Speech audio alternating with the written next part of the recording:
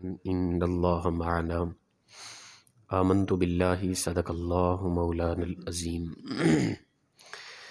معزز و مکرم سامعین، کروڑا بار شکر ہے اس پروردگار عالم کا کہ جس نے آج کی صبح ہمیں پھر سے زندگی عطا فرمائی اور ہمیں یہ سعادت اور توفیق دی کہ ہم اپنے پروردگار کے یہاں آ کر سجدہ ریز ہوئے۔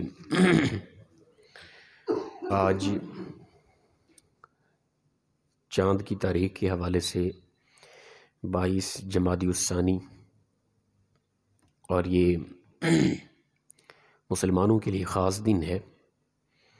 حضرت سیدنا صدیق اکبر رضی اللہ تعالیٰ عنہ آپ کی وصال اسی ایام میں ہے، آپ کا وصال۔ تو آپ کی ذات مبارکہ ایسی مقدس ہستی ہیں کہ بعد از انبیاء آپ سے بڑا مقام اللہ نے اور کسی کو عطا نہیں کیا۔ بچپن سے رسول اللہ صلی اللہ علیہ وسلم کے ساتھ دوستانہ اور یارانہ تھا، اور آپ واحد شخصیت ہیں کہ قبل از اسلام یعنی کہ زمانہ جاہلیت کے اندر بھی نہ آپ نے کبھی بتوں کی پوجا کی ہے، نہ آپ نے کبھی شراب پی ہے، نہ ہی، حالانکہ یہ معاشرے کے اندر عام تھا، عرب معاشرے کے اندر قبل از اسلام یہ چیز عام تھی۔ بت پرستی کے قریب بھی نہ گئے، شراب نوشی کے قریب بھی نہ گئے، اور اسی طرح عرب معاشرے کے کلچر تھا عورت ذات سے زیادہ لگن، آپ کے اندر یہ بھی دور تک کہیں کوئی طبیعت آپ کی نظر نہیں آتی تھی۔ بلکہ روایت کے اندر آتا ہے کہ عالم ارواح کے اندر اس کائنات کی وجود سے پہلے، یعنی زمین و آسمان کی تخلیق سے پہلے جب روحیں تھیں عالم ارواح میں، تو حضرت موسیٰ علیہ السلام نے عالم ارواح کی اس خاص میدان کے اندر بکھری روحوں کو دیکھا، اور ان کے اندر خاص دو چمکتی ہوئی روحیں نظر آئی، خاص روحیں تھیں، اور عرض کیا پروردگار انبیاء کے علاوہ یہ دو خاص عام لوگوں کے اندر یہ دو خاص روحیں چمکتی نظر آ رہی ہیں، یہ مجھے پسند آ گئی، میرے مولا یہ دنیا کے اندر ان دونوں روحوں کو میرا دوست بنا کے بھیج دے۔ راوی فرماتے ہیں، حضرت ابو ہریرہ راوی ہیں، تقریباً یہ مصدر حاکم کے اندر یہ روایت موجود ہے، تو راوی فرماتے ہیں کہ اللہ تعالیٰ نے وہ دو روحیں حضرت موسیٰ علیہ السلام کے کہنے پر، التجا پر، دعا کرنے کے باوجود ان کو عطا نہ کی، وہ دونوں روحیں دنیا کے اندر اپنے محبوب صلی اللہ علیہ وسلم کو ابو بکر و عمر کی شکل میں عطا فرما دی ہیں۔ یہ وہ پاکیزہ ہستیاں ہیں کہ اس کائنات کے وجود سے پہلے ان کی روحیں نور ایمان سے چمک رہی تھی، اور پھر بچپنا، جوانی، بڑھاپا، مکمل زندگی رسول اللہ صلی اللہ علیہ وسلم کے ساتھ منسلک ہے، ہر لمحہ رسول اللہ صلی اللہ علیہ وسلم کے ساتھ بیتایا۔ وہ شخصیت ہے سیدنا صدیق اکبر رضی اللہ تعالیٰ عنہ۔ روایت میں آتا ہے رات کا وقت تھا، حضرت ام المؤمنین ام عائشہ صدیقہ رضی اللہ تعالیٰ عنہ، گرمی کا موسم تھا، باہر سوئے ہوئے رسول اللہ صلی اللہ علیہ وسلم ساتھ ہیں، آپ آسمان کی طرف نظر ہے، ام عائشہ صدیقہ ستاروں کی طرف دیکھ رہی تھی، عرض کی یا رسول اللہ صلی اللہ علیہ وسلم فداک ابی و امی، یہ بتائیں کہ کیا ستاروں کے برابر بھی آپ کی امت میں سے کسی کی نیکیاں ہوں گی؟ یہ سوال کیا ام عائشہ صدیقہ نے، رسول اللہ صلی اللہ علیہ وسلم نے فرمایا ہاں۔ اچھا، دوسرا یہ کہ ام عائشہ صدیقہ کا یہ عقیدہ اور نظریہ ہے کہ رسول اللہ صلی اللہ علیہ وسلم کو علم ہے کہ ستارے کتنا ہیں، اس لیے تو سوال کیا نا، یا رسول اللہ کیا آپ کی امت کے اندر کسی کی نیکیاں ستاروں کے برابر بھی ہوں گی؟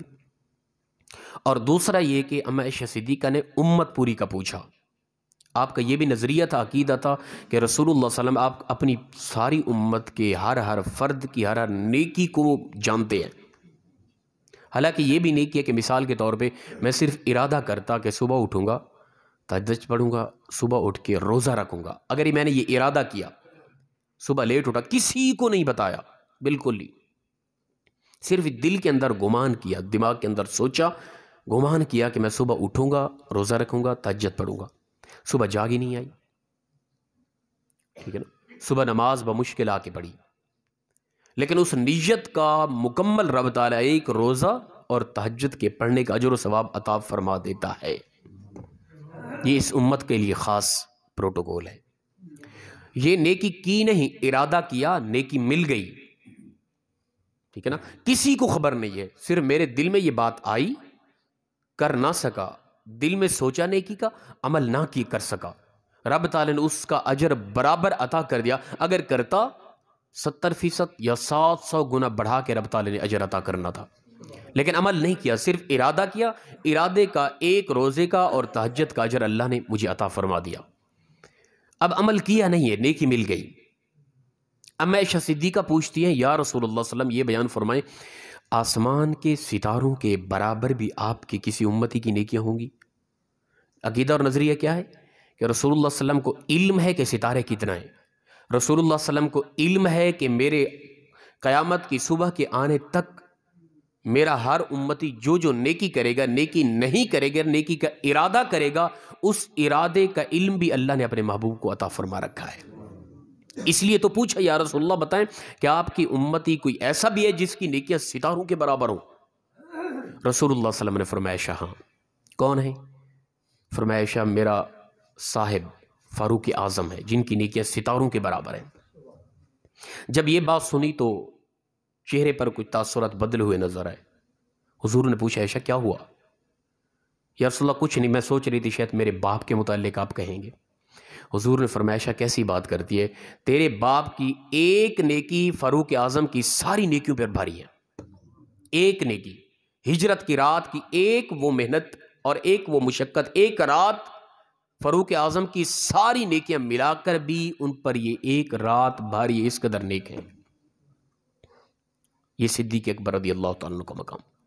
آپ کی کا وصال 13 ہجری 22 جمادی الثانی منگل کی رات کو ہوا، ٹھیک ہے نا، اور آپ کا جنازہ سیدنا فاروق اعظم نے پڑھایا، اور آپ صلی اللہ علیہ وسلم، آپ رضی اللہ تعالیٰ کی تدفین رسول اللہ صلی اللہ علیہ وسلم کے کندھوں کے برابر آپ کا سر رکھا گیا۔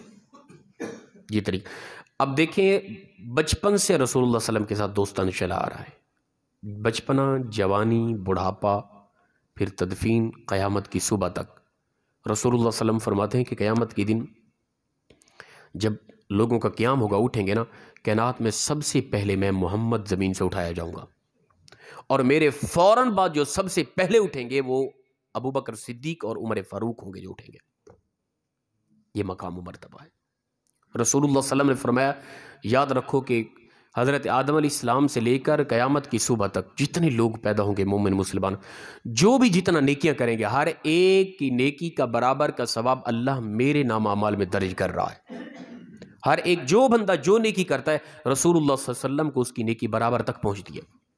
اور پھر آگے ایک ہی روایت ہے، پھر آگے فرمایا، اے ابو بکر یاد رکھ، میرے اعلان نبوت کے بعد جو بھی انسان مجھ پر ایمان لے آیا، مسلمان ہوا، اور اس نے جو بھی نیکی کی، اعلان نبوت سے لے کر قیامت کی صبح تک جتنے لوگ ایمان لے آئیں گے، ان کے ایمان کا جو نیکی ہوگی اور ان کی ہر ایک نیکی کا اجر، اے ابو بکر تجھے بھی عطا کیا جائے گا برابر کا۔ اب ان کے اجر کا، ان کے مقام مرتبہ کا ہم خود اندازہ لگائیں۔ تو سیدنا صدیق اکبر رضی اللہ تعالیٰ عنہ، آپ کی وفات کے متعلق آتا ہے، یہ مستدرک حاکم کے اندر روایت موجود ہے، فرمایا گیا کہ آپ کی وصال کا سبب بھی وصال مصطفیٰ تھا، ٹھیک ہے نا، آپ کے انتقال کا سبب رسول اللہ صلی اللہ علیہ وسلم کا انتقال تھا، آپ کی جدائی تھی۔ وہ کس طرح؟ فرماتا ہے کہ جب رسول اللہ صلی اللہ علیہ وسلم کی وفات ہوئی نا، تو اس کے بعد سیدنا صدیق اکبر رضی اللہ تعالیٰ عنہ جدائی مصطفیٰ کے اندر اداس رہتے تھے، غم زدہ رہتے تھے ہر وقت، اور آپ کمزور ہوتے گئے، حتیٰ کہ اس کے بعد آپ کی صحت پہلے کی بنسبت کبھی ٹھیک نہ ہوئی، کمزور ہوتے گئے حتیٰ کہ آپ کی وفات ہو گئی۔ رسول اللہ صلی اللہ علیہ وسلم کی جدائی کے اندر آ کے غم میں مبتلا حضرت سیدنا صدیق اکبر رضی اللہ تعالیٰ عنہ ہمیشہ غم میں مبتلا رہے، دکھی رہے، غم زدہ رہے فراق مصطفیٰ کے اندر، اور کمزور ہوتے ہوتے فرماتے حتیٰ کہ آپ کی وفات ہوگی۔ آپ کی وفات کا سبب وفات مصطفیٰ تھا صلی اللہ علیہ وسلم۔ اس قدر عشق مصطفیٰ اور محبت مصطفیٰ دل کے اندر تھی سیدنا صدیق اکبر رضی اللہ تعالیٰ عنہ۔ اور پھر فرمایا کہ اے صدیق، قیامت اپنا جنت کے اندر تمام بوڑھوں کے، اپنا جو بوڑھے ہوں گے جنت میں، تمام کا تو سردار، جس طرح کے حضرت امام حسن حسین کے متعلق ہے جوانوں کے سردار جنت میں، اور حضرت صدیق اکبر رضی اللہ تعالیٰ عنہ تمام بوڑھوں کے سردار۔ حالانکہ جنت کے اندر کوئی بوڑھا نہیں ہوگا، ہر ایک جوان ہوگا۔ اس کا مطلب یہ نہیں کہ جنت میں بوڑھے ہوں گے، نہیں، جو بوڑھے ہو کے دنیا کے اندر فوت ہوئے، ٹھیک ہے نا، ان سب کے سردار سیدنا صدیق اکبر رضی اللہ تعالیٰ عنہ ہوں گے۔ اور رسول اللہ صلی اللہ علیہ وسلم کو آپ سے کمال محبت، اور قرآن پاک کے اندر جو صحابی کا لفظ استعمال ہوا ہے نا، وہ محض صدیق اکبر کے لیے ہوا ہے۔ آپ کی صحابیت کی مکمل دلیل واضح، نص قطعی قرآن سے واضح ہے۔ کوئی بھی اگر حضرت سیدنا صدیق اکبر کی صحابیت کا انکار کرے گا مطلقاً کافر ہو جائے گا۔ قرآن کی نص قطعی کا انکار ہے، اور قرآن کے ایک لفظ کا انکار بھی کفر ہے۔ رب تعالیٰ فرماتا ہے اِذ یقول لصاحبہ لا تحزن، یہ 10واں پارہ سورہ توبہ کے اندر فرمایا کہ حضرت سیدنا صدیق اکبر اور رسول اللہ صلی اللہ علیہ وسلم جب ہجرت کی رات اپنے ہجرت میں تھے اور غار کے اندر جا کر آرام کیا، تو قریش مکہ اوپر سے آ گئے، ٹھیک ہے نا، تو صدیق اکبر رضی اللہ تعالیٰ عنہ غم زدہ تھے، خوف میں نہ تھے، غم میں تھے۔ تحزن لفظ ہے، اذ یقول لصاحبہ لا تحزن ان اللہ معنا، جبکہ کہا ایک نے اپنے صاحب کو کہ لا تحزن، تو غم نہ کھا، ان اللہ معنا، بے شک اللہ ہمارے ساتھ ہے۔ غار میں تھے، اوپر سے قریش مکہ آ گئے تھے اور کافی تعداد میں تھے، اب خطرہ تھا۔ سیدنا صدیق اکبر رضی اللہ تعالیٰ اب غم زدہ تھے۔ رسول اللہ صلی اللہ علیہ وسلم نے فرمایا کہ تو غم نہ کر۔ انہی الفاظ کو اللہ تعالیٰ نے قرآن پاک کے اندر واضح فرما دیا کہ میرا محبوب صلی اللہ علیہ وسلم اپنے صحابی کو لصاحبہ، اپنے صحابی کو ابو بکر صدیق رضی اللہ تعالیٰ عنہ کو یہ فرما رہے تھے کہ اے ابو بکر، اے میرے دوست، اے میرے صحابی، تو غم نہ کر، بے شک اللہ ہمارے ساتھ ہے۔ لا تحزن الفاظ ہے، یہاں پہ کچھ لوگ، ٹھیک ہے نا، کچھ لوگ ایسے ہیں جو یہاں پہ تبصرہ کرتے ہیں کہ سیدنا صدیق اکبر رضی اللہ تعالیٰ عنہ زارو قطار رونا شروع کر دیا آپ نے، اور اونچی آواز سے جان کر یہ کر رہے تھے۔ وہ دل میں نفرت ہو نا، پھر انسان کے دل و دماغ کے اندر کئی خباثتیں پھر آنا شروع ہو جاتی ہیں۔ اگرچہ ان لوگوں کی اسلام کے اندر کوئی حیثیت نہیں ہے، ہر حوالے سے ان کے معاملات خراب ہیں، اسلام کی جتنی بھی احکام، اعمال اور نظریات ہیں۔ تو وہ کہتے ہیں کہ سیدنا صدیق اکبر رضی اللہ تعالیٰ عنہ اونچا رونے لگ گئے تھے تاکہ وہ سنیں گے آواز اور رسول اللہ صلی اللہ علیہ وسلم کو تکلیف پہنچائیں گے۔ استغفر اللہ، اس قدر خباثت اور قرآن کی تعریف قرآن بھی کفر ہے، یاد رکھیں۔ حالانکہ لا تحزن لفظ ہے، حزن کسے کہتے ہیں؟ غم کو، خوف کو نہیں۔ خوف ہوتا ہے اپنی ذات کے لیے، ٹھیک ہے، لا خوف علیہم بھی قرآن پاک کے اندر واضح آیا، اور یہ لا تحزن لفظ ہے، حزن یعنی اپنا غم کھانا۔ غم ہوتا ہے دوسروں کے لیے، خوف ہوتا ہے اپنی ذات کے لیے، ٹھیک ہے نا۔ جب بھی کسی دوسرے کو کوئی تکلیف پہنچ رہی ہے، اس کی پریشانی، اپنی پریشانی محسوس کرنے کو عربی کے اندر حزن کہتے ہیں، اور یہ لفظ تحزن ہے، حزن لفظ ہے۔ سیدنا صدیق اکبر رضی اللہ تعالیٰ عنہ کو اپنی ذات کی کوئی پرواہ نہ تھی، انہیں یہ غم تھا کہ کہیں وہ آ کے رسول اللہ صلی اللہ علیہ وسلم کو تکلیف نہ دے، اس غم میں مبتلا تھے سیدنا صدیق اکبر۔ اپنی کسی حوالے سے کوئی پریشانی نہ تھی بالکل ہی۔ اور پھر آپ کی ذات ایسی ہے کائنات کے اندر، آپ کا یہ خاصہ ہے۔ فرمایا کہ اے میری امت کے لوگوں، یاد رکھو مفہوم حدیث، میں نے ہر ایک کے احسان کا بدلہ چکا دیا ہے۔ جس نے مجھ پر یا اسلام پر احسان کیا تھا، ہر ایک کے احسان کا بدلہ چکا دیا۔ کائنات کے اندر واحد ابو بکر صدیق کی ذات مبارک ایسی ہیں جن کے احسان کا بدلہ میں محمد بھی نہیں چکا سکا، قیامت کے دن ان کے احسان کا بدلہ خود خدا چکائے گا۔ اس قدر احسانات ہیں اسلام پر سیدنا صدیق اکبر رضی اللہ تعالیٰ عنہ کے۔ اور پھر اسی طرح فرمایا قیامت کا دن ہوگا، جنت کے ہر دروازے سے آواز آئے گی، ایک شخص ایسا ہوگا، یعنی ہر بندہ ایک دروازے سے داخل ہوگا، ٹھیک ہے، مختلف نام ہے، یہ لمبی بات ہے مختصر۔ تو فرمایا ہر بندہ ایک دروازے سے داخل ہوگا، اور جو بندہ جس عمل میں زیادہ تھا اسی عمل کے نام کا دروازہ اس کو پکارے گا، وہ اسے داخل ہو جائے گا۔ لیکن میری امت کے اندر ایسا آدمی بھی ہوگا ایک، جسے ہر دروازے سے صدا آئے گی، 8 دروازوں سے صدا آئے گی کہ فلاں تو ہمارے اندر سے داخل ہو، یہ جنت کے دروازوں کے لیے سعادت ہوگی کہ تو ہمارے اندر سے داخل ہوگا۔ سیدنا صدیق اکبر رضی اللہ تعالیٰ موجود تھے، عرض کی یا رسول اللہ صلی اللہ علیہ وسلم، وہ کون خوش قسمت ایسا ہوگا کہ جس کو جنت کا ہر دروازہ خود پکارے گا اور جنت کا دروازہ یہ سعادت سمجھے گا کہ میرے اندر یہ شخص میرے اندر سے داخل ہو. حضور نے فرمایا صدیق وہ میرے امت کے اندر تو ہی ہے کہ تجھے جنت کا ہر دروازہ آواز دے گا، اے صدیق تو ہمارے اندر سے جنت میں داخل ہو، ہمارے لیے بڑی سعادت ہے. اب جو بندہ جو چاہے جو تبصرہ کرتا رہے. یہ تو وہ شخصیت ہیں عالم ارواح کے اندر بھی انبیاء دعائیں کرتے رہے پروردگار یہ صدیق ہمیں عطا کر دے. اور وہ رسول اللہ صلی اللہ علیہ وسلم کے ساتھی بچپن سے اور جوانی میں بڑھاپے میں، حتیٰ کہ تدفین کا معاملہ بھی رسول اللہ صلی اللہ علیہ وسلم کے اس قدر قریب، اور قیامت کے دن رسول اللہ صلی اللہ علیہ وسلم کے ساتھ ہی پوری کائنات میں سب سے پہلے اٹھ کھڑے ہوں گے، اور جنت کا ہر دروازہ انہی کو پکارا ہے، اے صدیق تو ہمارے اندر سے داخل ہو. یہ مقام و مرتبہ، اور انبیاء کے بعد سب سے عظیم مرتبہ اللہ نے جسے عطا کیا وہ صدیق اکبر رضی اللہ تعالیٰ کی ذات مبارک ہے. آپ سے بڑھ کر اور کوئی بھی نہیں ہے کہ بلند مقام و مرتبہ رکھتا ہو، یاد رکھیں. اور اس کے علاوہ جو اسلامی غزوات کے حوالے سے یا اس کے بعد اسلامی مجاہدے کے حوالے سے جس قدر آپ کی محنتیں ہیں نا، وہ کئی الگ موضوعات ہیں، ان پر تبصرہ کریں تو کئی گھنٹے بیت جائیں. تو لہٰذا جن کا اسلام پر اس قدر احسان ہے کہ اسلام دنیا کے اندر ان کا بدلہ نہ چکا سکا، پھر ہم پر کس قدر احسانات ہیں. ان لوگوں نے محنتیں کی، قربانیاں دی، اسلام ہم تک پہنچا. ہمیں بھی چاہیے کہ ہم ان لوگوں کی سیرت صورت کو پڑھیں، ان لوگوں کی زندگیوں کو دیکھیں کہ وہ لوگ کیسے جیتے تھے، کیسا انداز زندگی تھا ان کا. تھوڑا ان کا انداز بھی اپنانے کی ہم تھوڑی سی کوشش کریں. جس طرح کیا آتا نا، فرمایا جاؤ اسلام کی مدد کرو، جاؤ لے کر آؤ غزوات کے لیے کچھ مال. سارے گئے، لے کر آ گئے. سیدنا صدیق اکبر رضی اللہ تعالیٰ گئے، سب کچھ گھر کا لے کر آ گئے، کچھ بھی رکھ کے واپس. حضور نے فرمایا اے صدیق یہ بتا گھر میں کیا چھوڑ کے آیا؟ عرض کہ اللہ اور اس کا رسول چھوڑ کے آیا، کچھ بھی نہیں رکھ کے آیا. حتیٰ کہ جو تن پر لباس تھا نا وہ بھی اتار دیا اور ایک ٹاٹ بوریہ کا لباس پہن لیا. پھر رب نے کیا مقام عطا کیا، لباس وہ بوریہ کا پہن کے آئے، سب کچھ عطا کیا، بیٹھے ہوئے ہیں ساتھ. اچانک جبرائیل آ گئے. جبرائیل علیہ السلام آئے، رسول اللہ صلی اللہ علیہ وسلم نے دیکھا جبرائیل نے بھی بوریہ کا لباس پہنا ہوا ہے، ٹاٹ کا پرانا. حضور حیران ہو گئے، فرمایا جبرائیل یہ کیا انداز ہے، سمجھ نہیں آئی.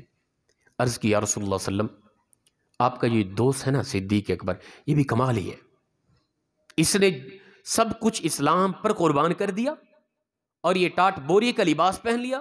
رب کو اس قدر پسند آیا، اللہ نے تمام آسمانوں کے تمام فرشتوں میں اعلان کر دیا، تمام فرشتوں تم میرے ابو بکر صدیق جیسا سب کے سب اسی طرح کا لباس پہنو. اس وقت میں جبرائیل محض نہیں بلکہ آسمان کے سارے فرشتوں نے صدیق اکبر جیسا لباس پہنا ہوا ہے اس وقت.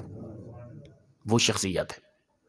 ان باتوں کو مد نظر رکھ کے کوئی اب چاہے تو ان کی ذات پہ تبصرہ کرے، پھر وہ قیامت کے دن تکڑا ہو کے جائے، اسے پوچھا جائے گا. یہ وہ شخصیات ہیں جنہوں نے اسلام پر احسانات کیے، اللہ کے نبی کی ذات پر احسان ہے، اور حضور فرماتے میں ان کے احسان کا بدلہ نہ چکا سکا.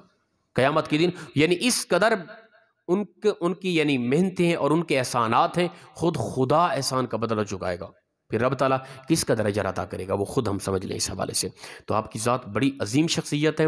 آج کا دن آپ کی وصال کا دن ہے. تو کوئی سیرت کی کتاب، یا آج کل نیٹ کا دور ہے، گھر کے اندر یہ پروگرام آج کر لیں.